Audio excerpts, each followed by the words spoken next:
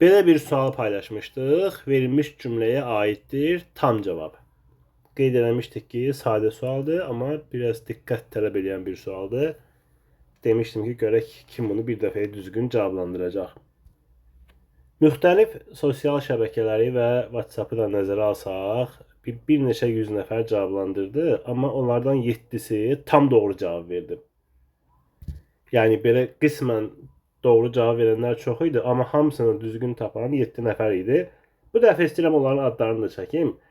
Belə diqqətli olduqlarına görə onları təbrik edək. Cavid Nağıyev, Fərman Məmmədəliyev, Sevinç Quliyeva, Afaq Məmməd Hüseyin, Aliyeva Aytən və Şirinova Samirə.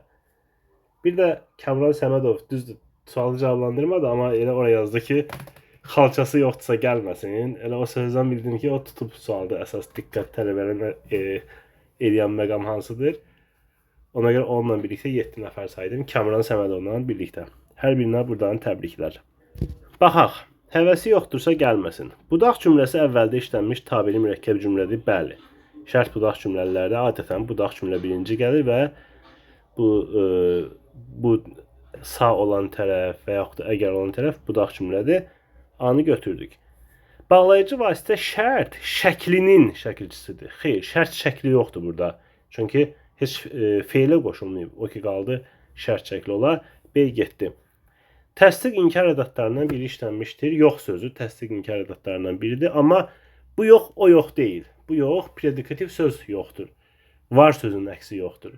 O yox isə hər sözün əksi yoxdur. Ona görə C-də getdim.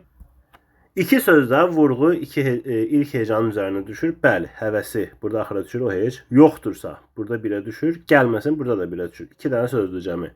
Eyni də götürdük. Gəldik əsas məsələyə D-yə. Həvəsi yoxdursa gəlməsin. Burada bitirici samit işlənib işlənməməsi bilinmir. Düzdür, səhvdir? Düzdür. Çünki həvəs də ola bilər bunun kökü, həvəs. Adamın həvəsi yoxdur da, yəni işləmək istəmir məsəl üçün, gəlməsin, heç gəlməsin. Bir də həvə sözü var da, məşhur sözdür bu da. Çox işlənmir indi hazırki fəaliyyət sahələrimizlə əlaqədar olaraq. Amma bilirsiniz ki, xalça palaz toxuyarkən istifadə olunan alətlərdən biridir və məşhur Dünya sənin, dünya mənim şeirində də işlənib bu söz. Yəni, bu sözün kökü həvə də ola bilər. Və kökü həvə olsa, məna baxımdan da düz gəlir. Yəni, adamda həvə yoxdursa, filan aləti yoxdursa, heç gəlməsin. Çünki bizdə də o yoxdur. O alət olmadan da gəlməyinin mənası yoxdur.